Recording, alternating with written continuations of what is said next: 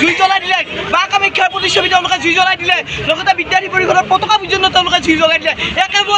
আন্দোলন নহয় এয়া কেৱল ভণ্ডামি আৰু একাংশ কিছুমান কথাকথিত নেতাই এই ভণ্ডামিটোক সমগ্ৰ বিশ্ববিদ্যালয় ছাত্ৰ সমাজৰ নাম দিবলৈ যত্ন কৰিছে কিন্তু 30 গৰাকী মুছলিমেও 30 গৰাকী ব্যক্তি কেতিয়াও বিশ্ববিদ্যালয় ছাত্ৰ সমাজক কেতিয়াও লাচিত